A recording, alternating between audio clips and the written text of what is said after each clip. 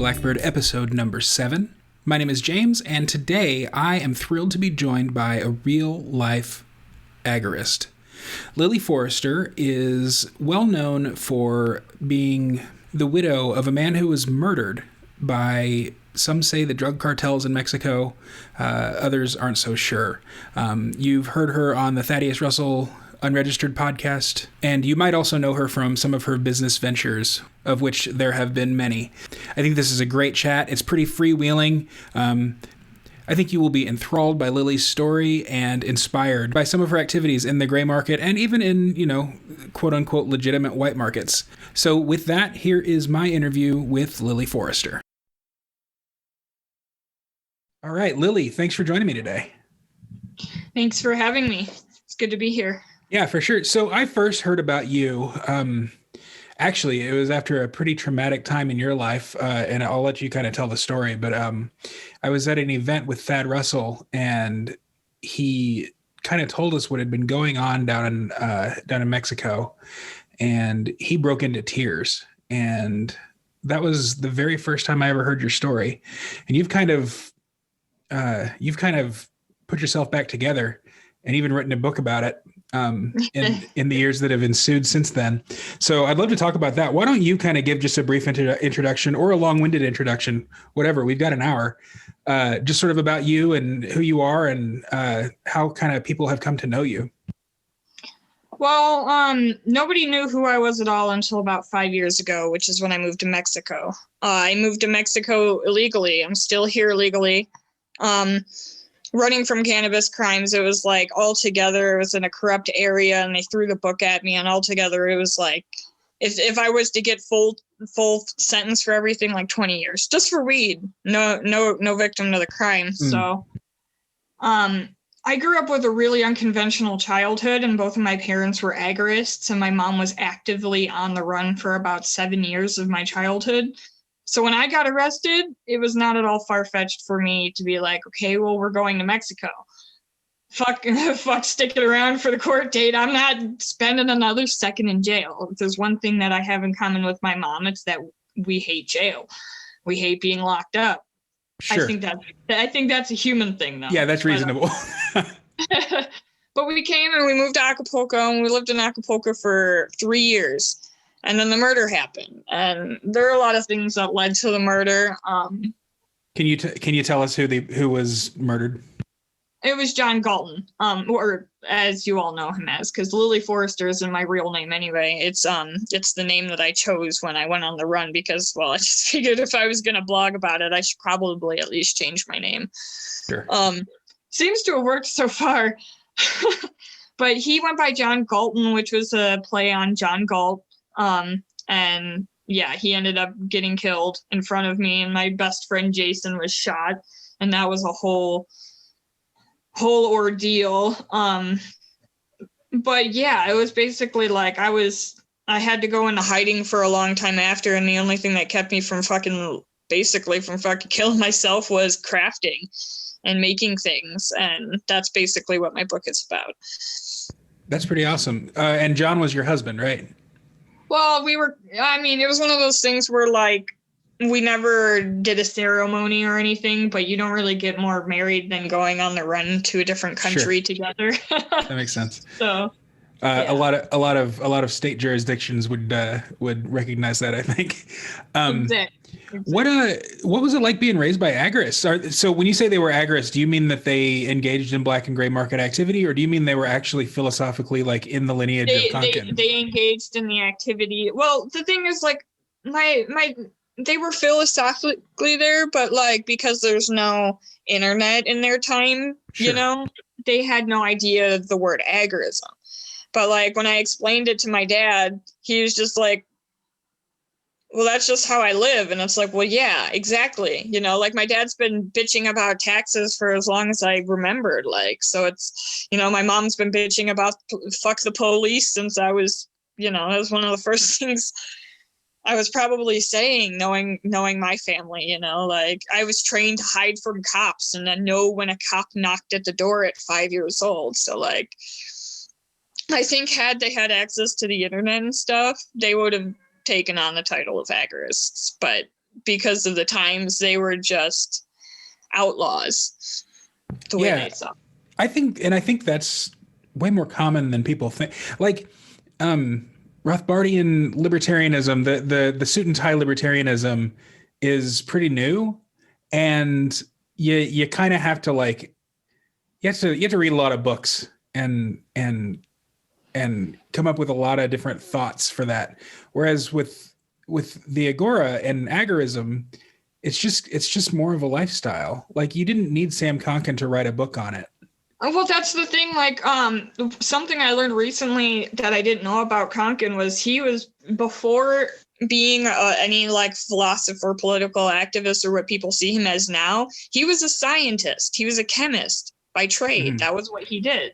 So as far as he saw it and the way he talked to it with the people that were close with him, is agorism is just science. He's just observing how, these sorts of transactions work in nature among humans, and that's what he's going with. And like, for me, that's what made sense with agorism. Like, I was reading Rothbard and all that stuff, and I could agree with what they were saying, and I was like, oh yeah, man, the world's fucked, but like, where was the solutions? And then like, when I found Konkin and agorism, I was like, oh, okay, well, here's the solution. And it seems like the solution is what my parents have already been doing my entire life. Right. Yeah, exactly. That's and it's a benefit of agorism over sort of the political libertarianism too, because you can just live free. Like, you don't have to have legislation to say that you're freer. I mean, it'd be nice, but like, I mean, it's not like we're winning anything. That's actually, I've been discussing here recently. We're going to be posting this. I'm not going to be posting this until after the new year. But yesterday, as of the day that we're recording, Rand Paul was giving a speech about how are we going to pay for all this stimulus stuff. And I think, not unreasonably, some libertarians, took to Twitter to criticize him and call him a loser, because nobody cares how we're going to pay for stuff.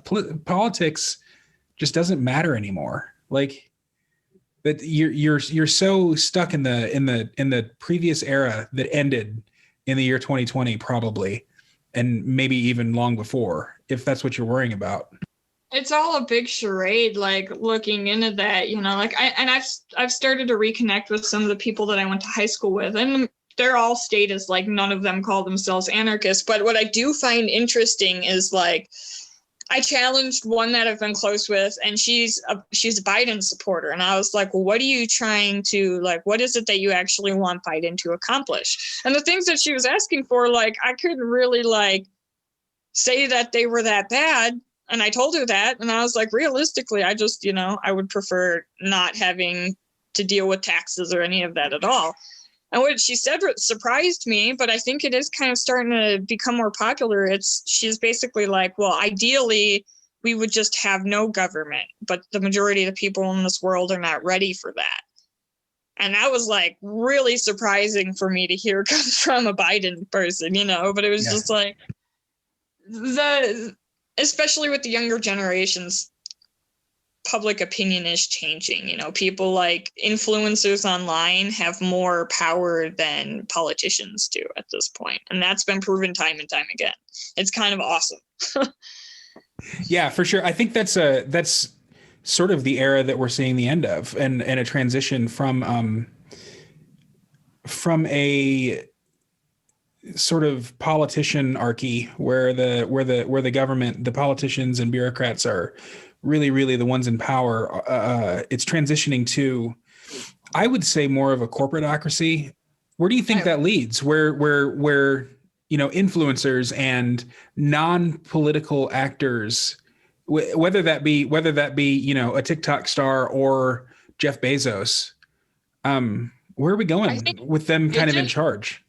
It just kind of leads, like, it depends on, like, what those people are talking about. Thankfully, there are a lot of really, like, intelligent influencers out there talking about things in intelligent ways.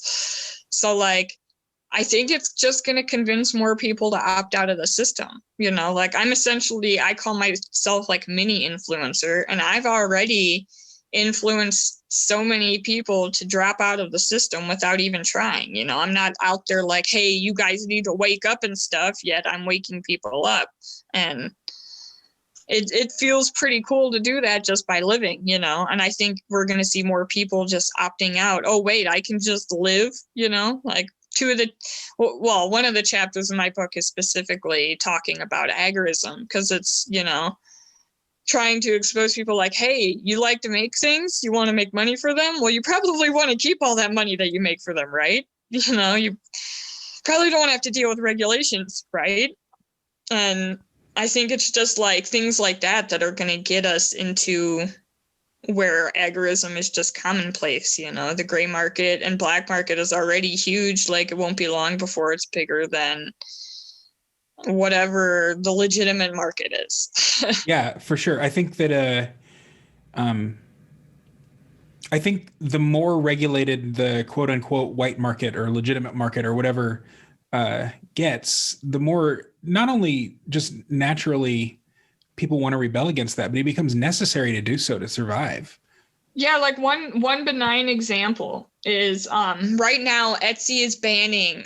There's like, okay, so there's this business for autistic people, like making stim toys, things to, you know, stimulate the body and mind and stuff. And one of the really popular things, because autistic people like to chew on themselves, is they have these chew toys. They're like necklaces that are like food safe silicone that you chew and you chew until they fall apart and you buy new ones. Well, all of the vendors are, you know, advertising that they're for 18 plus. Yet these people keep buying these things, giving them to their 2-year-olds, and their kid chokes, and they start suing these people because of it. So now there's a whole bunch of black market, like stim toy vendors who are trying to sell their chewy toys still for the people that want them. And it's just like, why do we have to go through this shit? You know, my friend just got her store taken down because of it. And it's like, why? So besides selling on Etsy, what does opting out or separating yourself from the system look like to you? It's a lot of things. For one, it's like refusing to work in the typical job paradigm, you know. So like the only thing, you know, I don't only do the crafting stuff. I freelance for most of my money.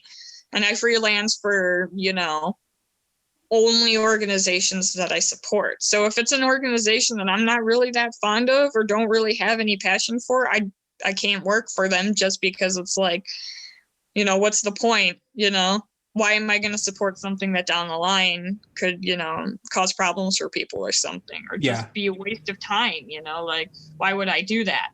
Absolutely. And I think it takes people looking at their lives and finding ways to be more free. You know, if they're getting paid for stuff they do online, start demanding to get paid in crypto. Start offering a discount to get paid in crypto. You know, you just have to find ways to prioritize opting out of the lifestyle, you know, opting out of the rat race into this lifestyle, I should say. What kind of freelancing do you do? I call myself like a Jill of all trades, and my strength is the fact that like people can come to me and be like, here, I need this in 4 hours, and I'll get it back to them. So that's my strength. But I do everything from transcription to podcast editing, now a little bit of video editing, graphic design, writing, and I pretty much do anything that people hire me to do. That's know? awesome. I mean, how do people find you, or do you find them? It's been a process, because like something that I had to deal with after the murder, I realized, is for the 3 years before, my Facebook was primarily controlled by my ex, and anybody that knows him and was close to him knows that he was extremely confrontational. He was always fighting with people. The problem with that is it does put a sour taste in people's mouth when they see your name. So for a long time, I was begging for jobs and I wasn't really getting much of anything, I think because of the stigma of what people thought I was before. And then as I started to come out of my shell more as myself, and I was posting more relatable content, I have no interest in fighting with people on the internet and insulting people and stuff. And once people realize that's the true me, I get jobs organically. So sometimes I'll message people and, you know, But sometimes like Float reached out to me and they're like, hey, we heard you do this. Do you want to work with us? So I'm going to start working with them soon. And Agorist Nexus, last year I did a podcast with them around this time. I just did an interview like this, and he contacted me later that night and was like, do you want to write for us? And now I'm to the point where I'm basically their web developer because I've been fixing so many problems with the site. Oh, that's awesome. So what about like food sufficiency? I know you do a lot of gardening, but also you're a proponent of carnivore diet, right? Or something like that. Okay, so the carnivore diet, it's something that I love because it makes me feel better, but it's also something I have a love-hate relationship with it. And I think Jordan Peterson has had the same thing because like I saw a tweet from him once that's like, how's the carnivore diet going? Great, but I'm tired of it. And it's been me dealing with that. Currently, I'm on the holidays, so I'm not eating that way, but I'm already not feeling right from eating tortillas and stuff again. Yeah, so I'm keto most of the time, and like we had tacos last night, I think, because of the holidays, and like I just kind of always feel woozy and headachy a little bit.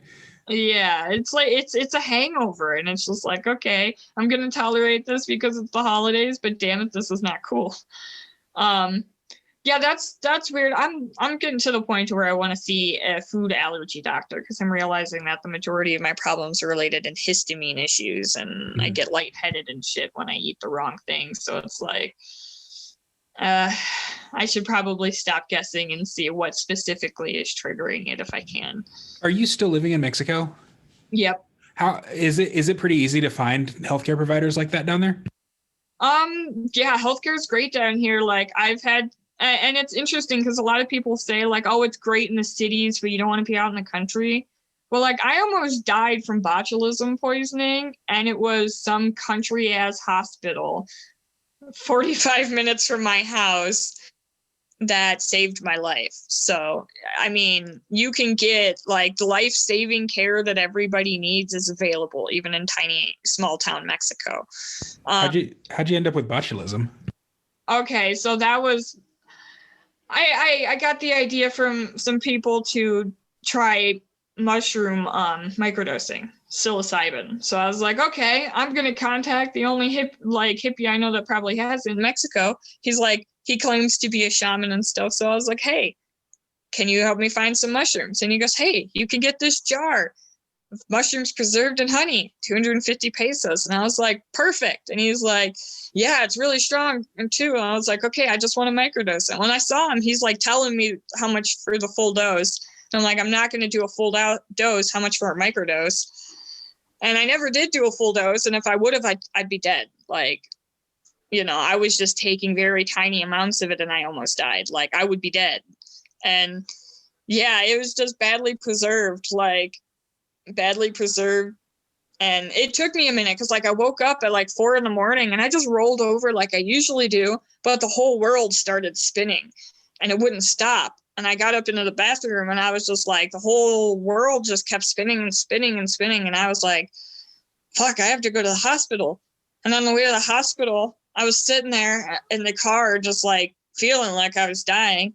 And I told my boyfriend, I was like, Google botulism. And he goes, what do you mean? I'm like, just Google it. And he read all the symptoms and I'm like, I have botulism. You have to tell the doctor I have botulism. And he's like, what do you mean? And I was like, it's botulism. I know it. It's like, it was everything. It was like the dizziness. I had this problem. It was kind of too much information, but I had this problem where it was like constant urination so bad I had to pee in the street on the way to the hospital. Like I was falling over. I was really sick. I had a whole bunch of digestive issues, like horrible headache. I just felt like I was dying, and I was, and it was just like, it was scary. Like I couldn't breathe right. It was scary. There was all sorts of like symptoms and they just all coalesced together. And it was just like, wow, this had to have been terrifying to die of back in the Middle Ages. Like, holy shit. So did that put you off psychedelics or have you done others since then? I'm terrified at this point. Like I want to microdose so bad because I've heard so many great things about it for creativity and productivity, but like I'm so afraid of sources that I'm I don't know if I ever will. And like, I've somewhat decided I'm done with strong psychedelic experiences after the Bufo trip that I had in February.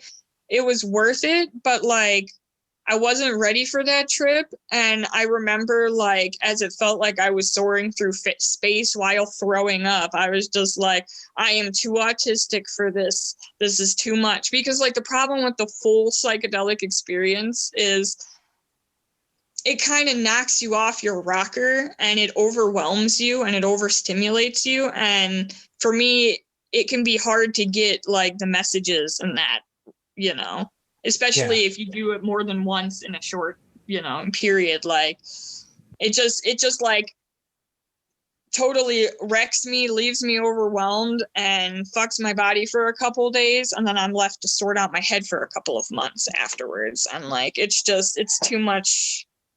It's too much for me at this point. And I've had enough experiences. I've had many experiences on LSD. I've had a few experiences on shrooms, and that experience on Bufo. And at this point, I think I'm good. As a complete noob, I've never heard of Bufo. What is that? It's a frog poison. It's like a form of DMT, but it's not combo. Most people, it doesn't make throw up. The reason I threw up is because they give you this, like, they essentially blow tobacco up your nose, and I'm extremely tobacco sensitive, and that's why I threw up. Nobody else was throwing up.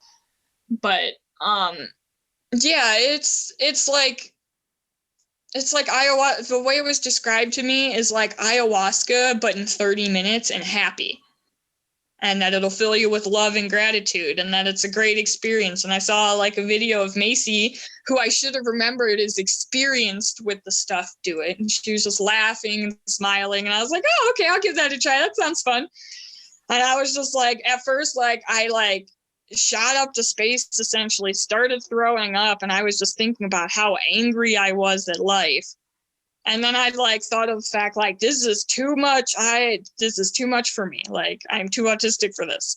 And then like I started to come down. And then like as you come down, you feel good again. And it was pleasurable. And like I was talking to my friend who I call my crypto dad, who paid for me to do it. I was like, oh, okay, I get it now. But it was hard, and it left me really emotionally raw. I was like just instinctually pissed off. And then like it made it. The interesting thing about Bufo is I don't regret it because it got me out of an abusive work situation. Before Acapulco, I was working with this guy. I won't mention his name because it's not important, but long story short is he has mental issues and drug abuse issues, and he was just acting a fool.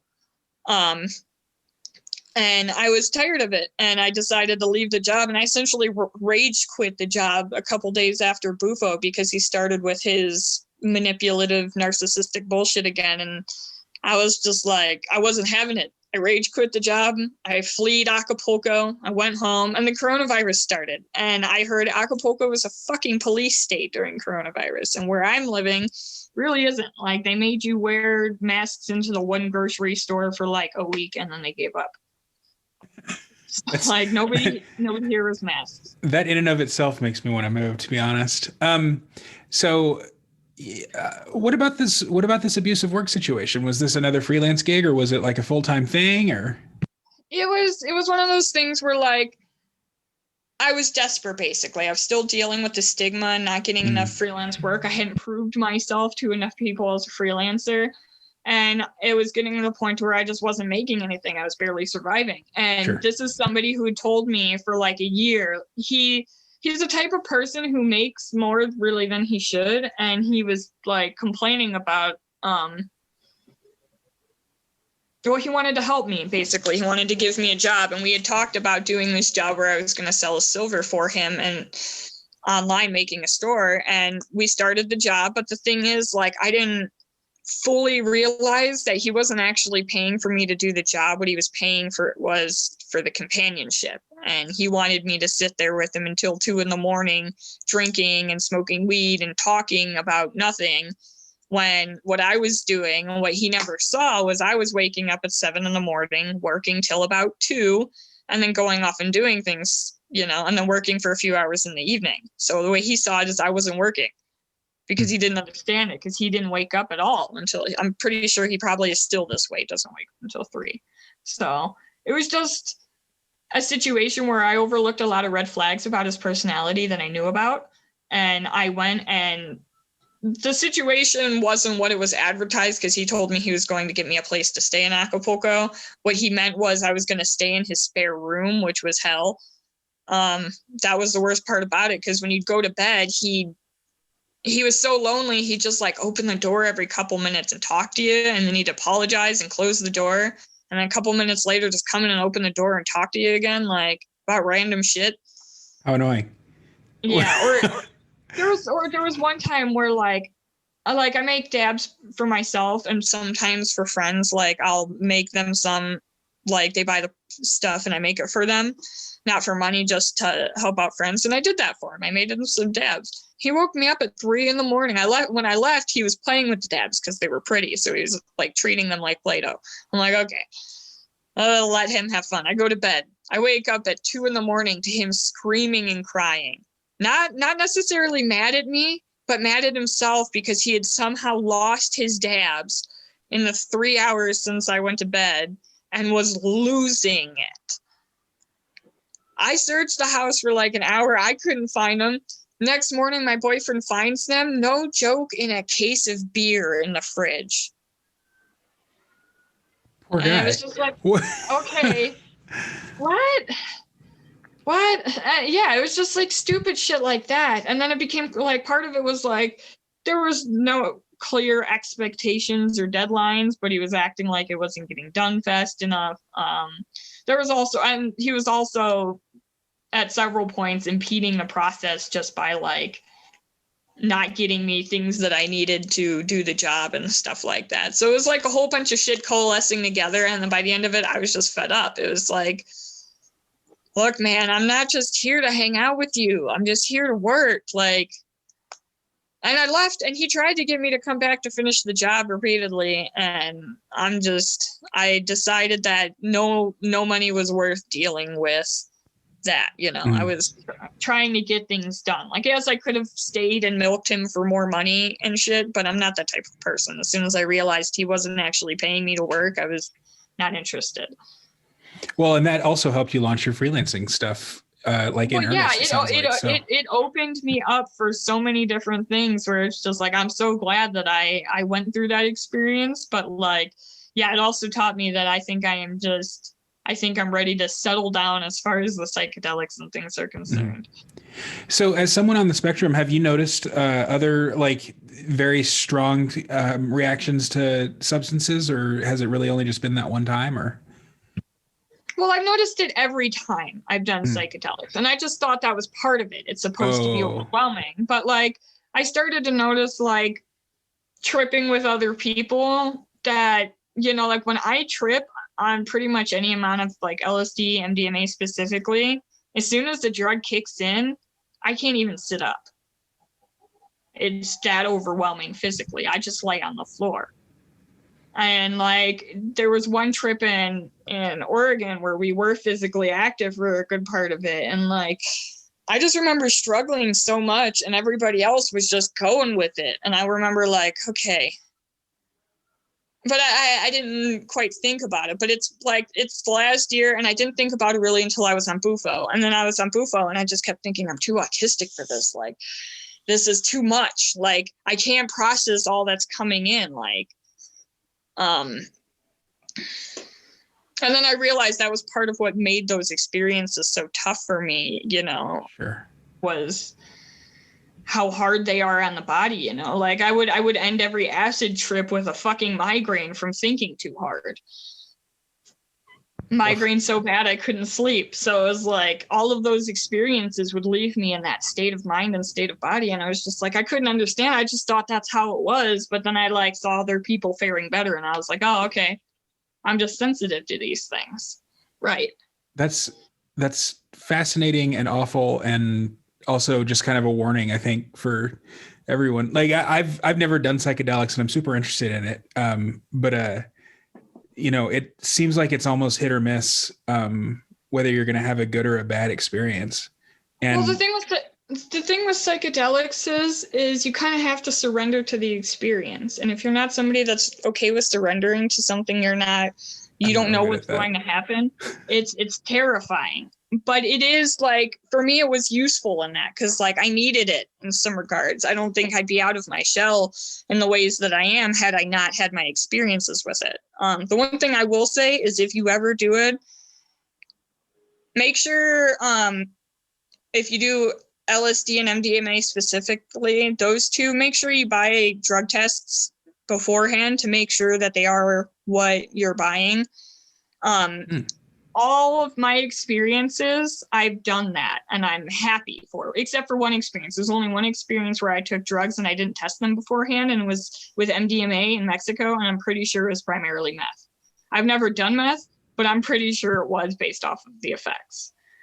But every time, like, you know, like I've tested it and you can go into it knowing, okay, well, I don't know what to expect, but at least it is going to be what everybody else has been talking about for years and years and years. Because like when I started doing these things, there were a lot of other drugs that were putting people in the hospital. And I wasn't into that. Yeah. I only wanted to get the experience I was getting for it. It was overwhelming enough going through that experience. I couldn't imagine like having the experience of taking acid and it being something else. You know, I had a friend do that and he was saying he was seeing demons in the walls and shit. And it's like, no thanks. I'm good on that. Yeah. Hospitals and jails, that's probably places to stay away from. Tell me about your crypto dad. Who's that? Okay, so Doug is he started as a friend. He's somebody I met in Acapulco 2016, and he was somebody who followed our stuff online, and he moved partially because of our stories. He used to come up to our house a lot. And after the murder, he drove around with me for like 4 days trying to find my dogs. He went to like 4 or 5 different police stations. He was going in all these business because I couldn't do it, but I was trying to get my dogs back. So he was trying to help me. And in that process, we essentially became family because like right after the murder happened, the majority of people were too afraid to come anywhere near me. They were all being told to stay away from me because they were coming for me next, and that, you know, that you don't want to be killed in a crossfire. But there were a select few people who weren't afraid of me, and Doug was one of them. And everybody was telling him, like, you need to stop hanging out with Lily. But we were going out on adventures and stuff, basically to keep me distracted. And funny thing with the crypto dad is he had me do a Temazcal ceremony with him. And most people don't know this, but I got into a physical brawl with the police of Acapulco about 6 weeks after the murder. When I was going to meet him, I was walking to the Costera to meet him, and he was going to pick me up, and the cops apprehended me. And I just fought back. I had a full-on meltdown. I was screaming rape. I was hitting him. I was kicking him. I bit one of them because he grabbed my purse, which had money in it. I wasn't having it. And finally, they get tourist police. I was messaging Doug saying, hey, the police have me. Come get me. I'm here. I sent him like a pin and everything. And he was coming. And by the time he got to where I was, I had convinced all the cops to let me go. They were trying to question me. They wanted to know my witness statement because they knew that I had witnessed the murder. And I couldn't give that to them because I don't have a passport. You know, you can't do it without legal identification. So I wasn't going anywhere with them. And I made that clear, and he was there. He picked me up from that. So he sees me walking away from a sea of like 30 cops by the end of it. He's just like, what happened? I'm like, well, they tried to take me in, but I said, no, I wasn't doing it. That's probably for the best too. I mean, you could probably be seen as a snitch if you're given a witness statement, right? Well, yeah, that was a big part of it was like, and I tried to make that very clear because there are a lot of people that are like, hey, do you want to go after these guys? And when John's mom came down, his mom and his nana came down to claim his body, and the police were like, do you want us to go after these people? And they were like, no, because we want her to remain safe. We don't care who killed him. It doesn't matter. We just want his body. And the cops are like, they're like, are you insane? And it's like, really, we don't care. Like, it doesn't matter who killed him. Like, what matters is that it happened. Yeah, catching him is not going to bring him back to life. I mean, it's not going to help anything. And there's controversy as to who did it, right? Yeah, it's one of those things where like even I will never truly know. I have my theories, especially because I was living with him for so long, but I think it was just a perfect storm of things rooted in the type of person he was in regards to other people. So like when John first met people, he was super charismatic. He drew them in, you know, he got them hooked. But when you got really close to him, like if you lived with him or were in business with him, he was ruthless is one good term. Yeah, he could be really fucking mean. And this, I was his partner. He was really hard to deal with. And I think he just pissed off the wrong people at the wrong times, you know? Like, I think the guy that I initially blamed it on, I think he was part of it, but I don't think he was all of it, you know? I think maybe even the cops might have coincided because John was very rude to the cops. The cops are in bed with cartel, you know? It's hard to say. Not only that, but we were growing weed openly. We had had a huge harvest. Right. Huge harvest right before that. Like days before that, I was trimming weed and we were jarring it up, like half a pound or something of high quality weed. And we weren't selling coke and everything like they were saying, but we were definitely selling dabs and edibles specifically to the gringos. That's competing with markets. Like in Acapulco, if you don't agree to pay for your extortion on your business and you're just a tortilla guy, you get killed. And I know this because one of my friends, his favorite tortilla guy was killed for refusing to pay extortion fee on a tortilla business. Let alone directly competing against them. Exactly. So there are a lot of people that say like, oh, as long as you don't get involved in illegal markets in Mexico, you will never be killed. But that's not true because I know taxi drivers who have been killed defending their vehicles, you know? So it really, you know, I know of guys that monarch butterfly sanctuary reservation workers, they have been killed preventing cartel from cutting down the trees that the monarchs sleep on. You know, so like you can get killed for all sorts of shit here. So it's hard to really say like what happened there. What I will say is in terms of the people who physically did it, it was just a small little group of guys trying to make names for themselves. They probably weren't older than 20. If they were, they didn't look it, you know, there were several of them and they looked scared. They like, that's the one thing I noticed is when I made eye contact with the one, he looked terrified. So are there areas of Mexico that aren't run by the cartels? Okay, so there really is no part of Mexico untouched by cartels, but there are safer parts of Mexico because when you have problems, where you have problems is when cartels are at war. So, for example, Acapulco, for example, has about 12 to 15 cartels at war for, you know, superiority at any one time in just one city. So that's why there's all the violence and bloodshed. And there's even more cartels trying to start. But then you go to a city like Morelia. It has some violence, but for the most part, crime in Morelia is really, really low. But Morelia is in control by, I think, the Jalisco cartel. And the Jalisco cartel is currently sweeping across Mexico. Some say funded by the government. I don't know. But they sweeping across Mexico trying to take out all these smaller cartels. Even in my area, where I'm living, when I first moved here over about a year and a half ago, there was one cartel, one real small cartel, local cartel that had been in the area for like 30 years or something. And that was it. About a year ago, there was this crazy firefight in the middle of the night with grenades and everything that lasted for more than an hour. It felt like I was living in a war movie. It was like half mile from my house that this happened. And that started the beginning of the war. Now there's 3 different cartels at war in my area. I'm moving out of it partially for that reason. I've got a drug dealer down the street that won't stop selling drugs even though they keep saying they want to kill him. I don't want to get shot because some dumbass doesn't want to stop selling drugs, you know, in the crossfire. Like, I don't want to be there getting fucking tortillas and get shot at. No fucking thank you. Yeah. That seems that just sounds like something straight off of TV. Although I live in the ghetto. I'm sure it happens all around me and I just don't even know about it. Well, like, yeah, I mean, in the ghetto, after a while, you just kind of like, I mean, shit like this would happen. I remember we were walking down the street in Detroit when we lived there, and we were just walking. We were walking to our friend's house. We were going to teach them how to make dabs with our method. So we had like this shopping cart literally filled with weed and butane, because Detroit is the type of place where you can walk down the road with a shopping cart full of weed and butane and the stuff to make dabs without nobody saying anything. And we were just walking to our friends, and we hear a bunch of gunfire, and it's on the street next to us, and we can even feel the bullets whizzing past. And all we could do was just fucking laugh about it and keep walking and hope for the best, you know?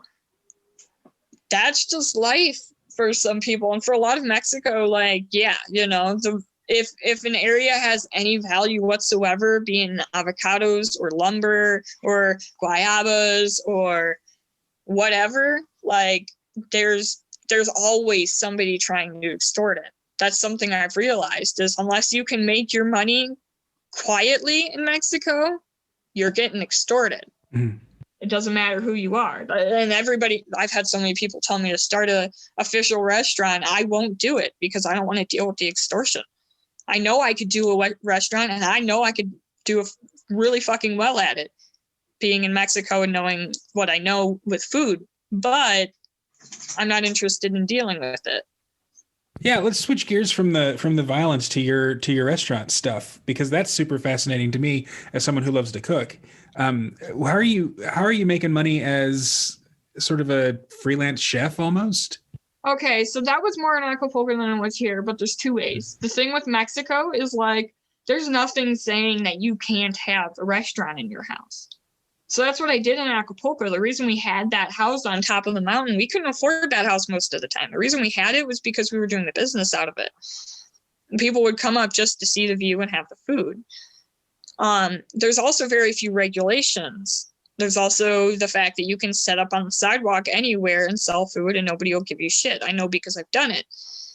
So, like, it's more of a free-for-all. But you will have, like, it's not so much like, definitely in Acapulco, you'll get extorted, but, like, it's not as bad in other cities. But eventually you will have somebody come up to you and, oh, here, I'm going to protect you. A lot of times when they do that, though, they actually do protect. And if you pay, they'll cover your ass. Like, I have a friend who has a glass, like, not glass, but like smoking stuff distribution business. And he got extorted, but the guy is reliable. So when he has somebody that tries to rob him, he calls the guy and the guy takes care of it.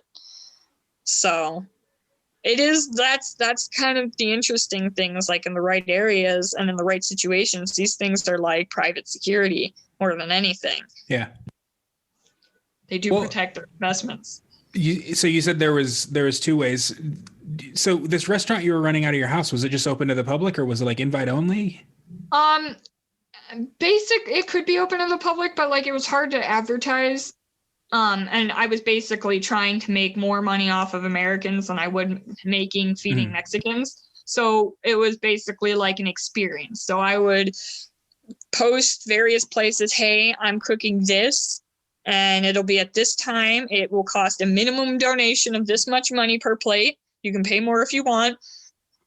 We'll pick you up here, because we had to pick them up below and take them up. So we'd give them, and that was part of the experience. You know, you'd ride up the hill in the back of the pickup truck, get to the top of the mountain, and then get into this house with this incredible view. And then and you'd eat your dinner, and, you know, that was how we did it.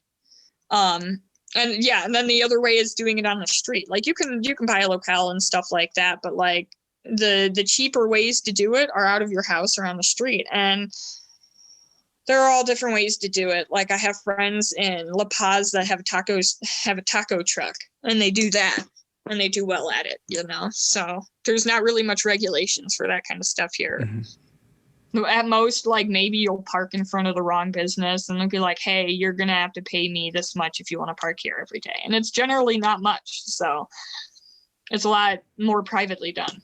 Awesome. So, okay, let's talk about your book for the last few minutes of the interview.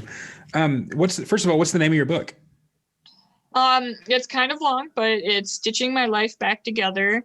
one woman's crafty journey through losing everything after a murder.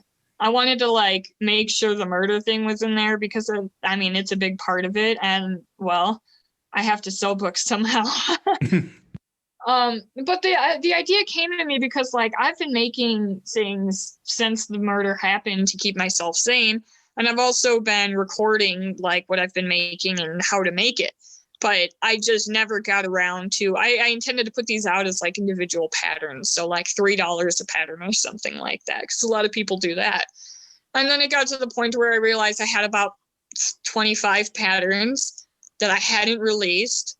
And I was also trying to think of other ways to monetize my content and get more passive income. And then it occurred to me, like, why don't I turn it into a memoir and make it like, because I have people ask me all the time, like, how the hell did you make it through that? Like, how are you okay after this?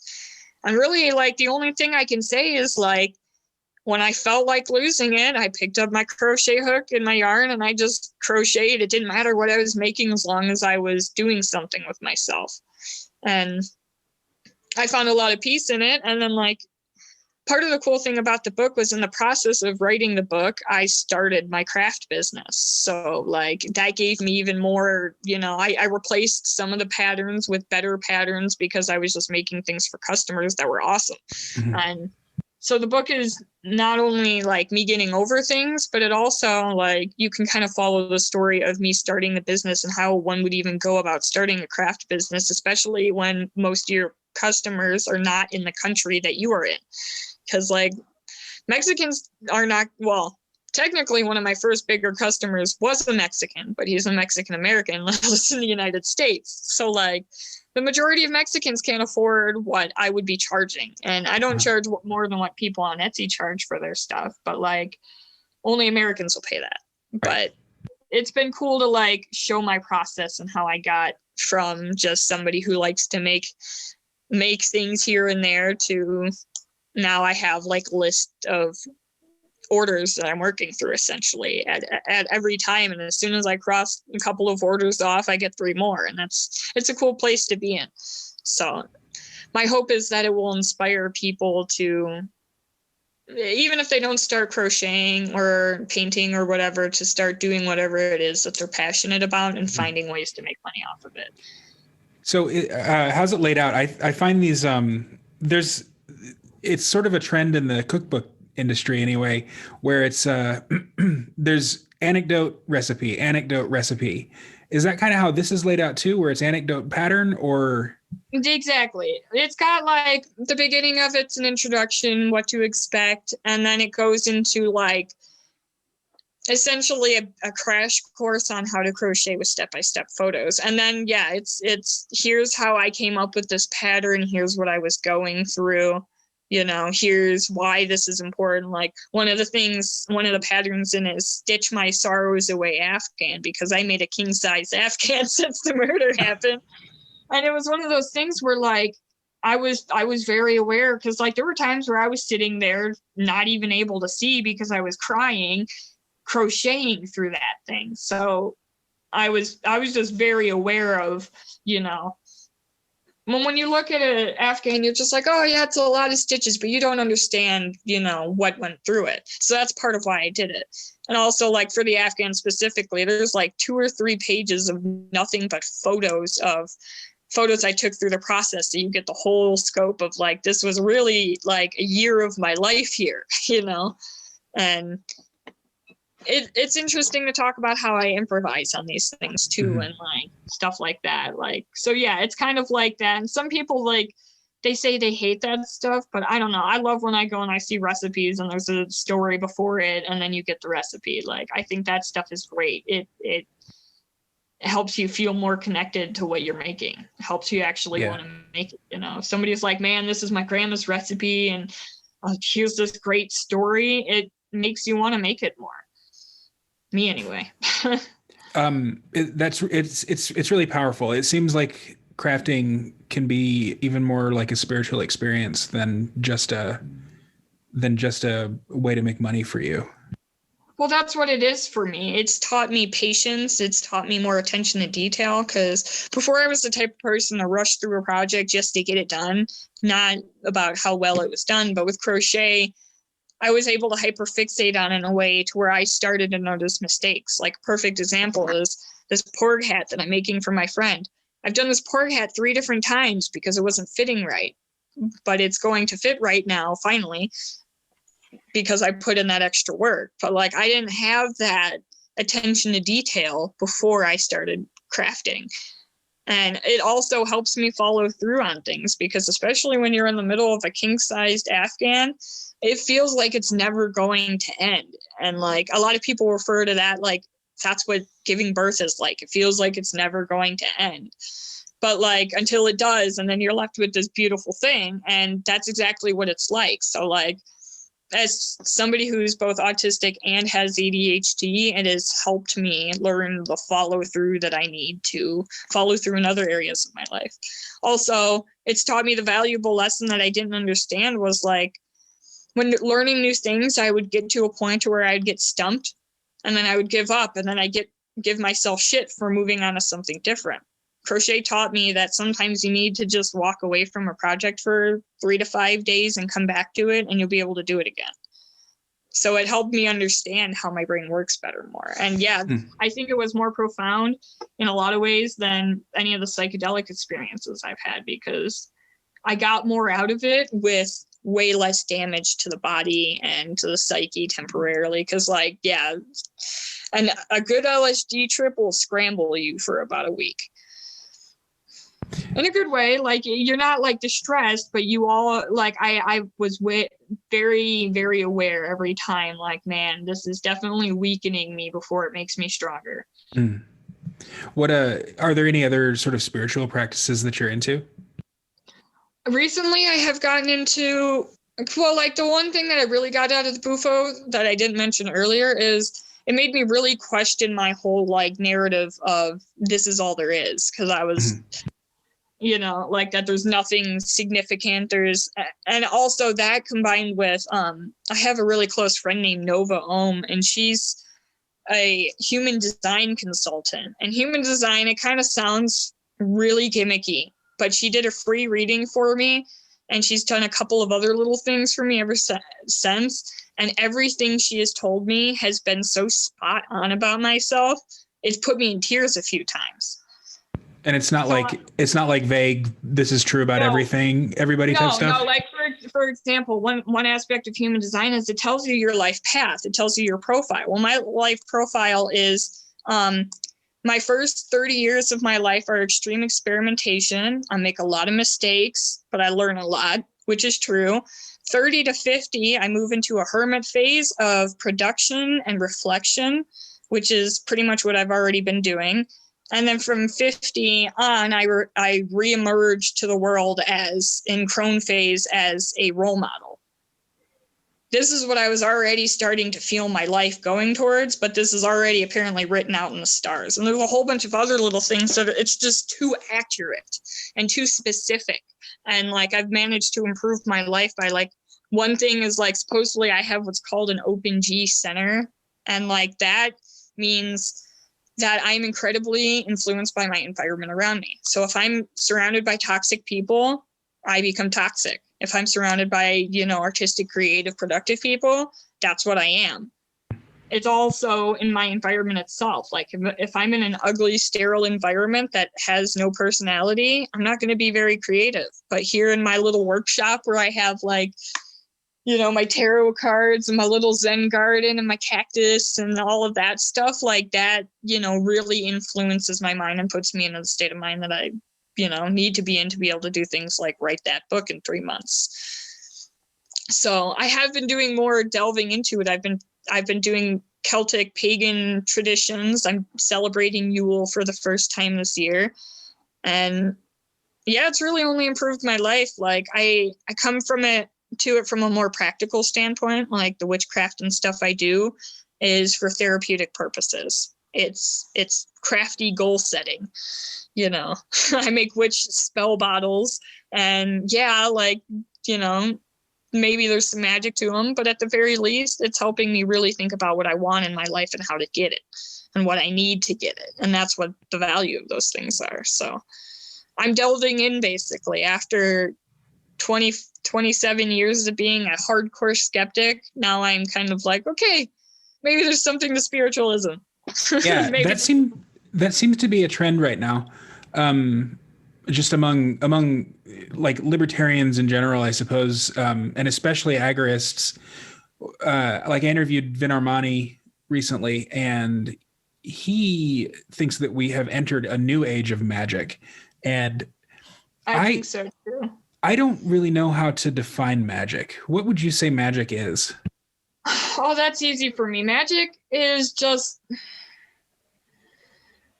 it's that thing that we can't describe that keeps the whole world going, you know? And like, it's one of those things where like, it's something that you can tap into if you just have that belief that there is something more out there. And I didn't necessarily realize that, but like, the reason prayer works is because it doesn't matter who you pray to. You could pray to yourself. And I sometimes do pray to myself, but I get the outcome that I want. And I think it is a big part of manifestation.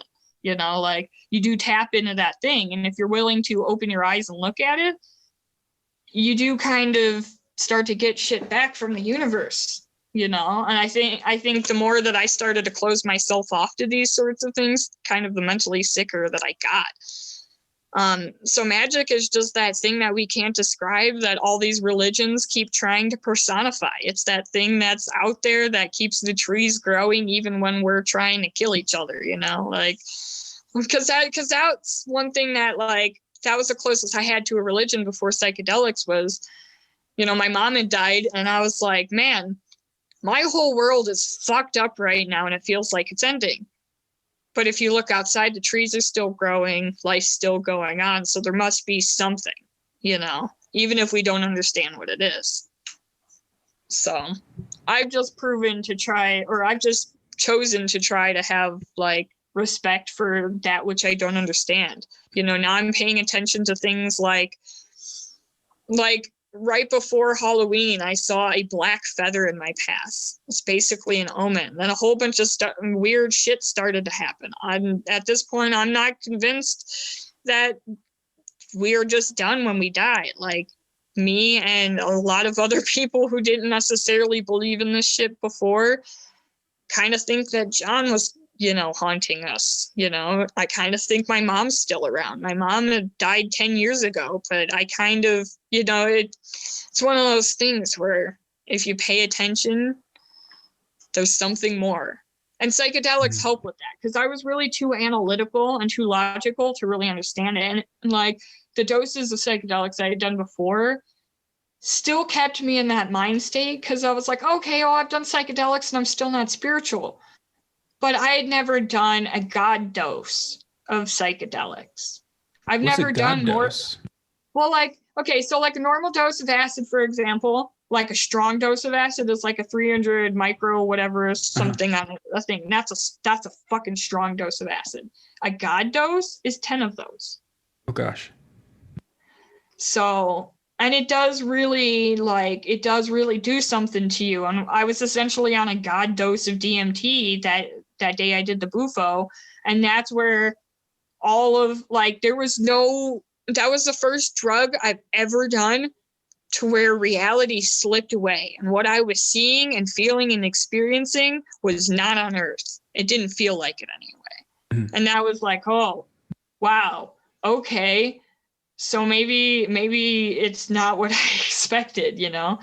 And then like that is combined with a near-death experience, the botulism experience, like that in its own way really made me second guess a lot of stuff. It's been a weird year in all of this because I was a total skeptic at the beginning and now I'm ending it like sitting here talking about, you know, the stars and all, how the age of Aquarius is upon us and stuff. But like, I feel it, you know, and that's part of why I released my book yesterday. Yesterday was the 10-year anniversary of my mom's death, but it was also this great conjoining to the age of Aquarius, supposed start of a renaissance. Well, if any time is the perfect time to release my book, it's then. So Yeah, it's been an interesting journey. Cool. It has been. I've been following you for a few years, and it really has been very interesting, to say the least. All right. Well, let's leave it there. Where can people find you? Find me on Facebook as Lily Forrester. My website is highlyfunctionalgrowth.com, but I blog more often currently on the Homestead Guru, and the Homestead Guru is where you can find my book. I'll send you the links so you can share that stuff both to the product and to the store itself. Okay. This is another book in there technically written by me too. But that's the best way to find me in social media. I'm Lily Divine on Keybase for people on Keybase. That's growing in popularity. Also Lily Divine at Lily Divine, all one word, on Telegram. Feel free to reach out to me. I'm an open book. I will talk about anything. Awesome. You can't trigger me. Great. Thank you so much, Lily. Thank you. Thanks again to Lily for joining me today. You can find the show notes for this episode wherever you're listening to it, or at blackbird.substack.com. Don't forget to subscribe there with your email address. And if you would like to support the show financially, that's the place to do it. And I will see you on the next episode. Thanks again for joining me today. Until then, live free.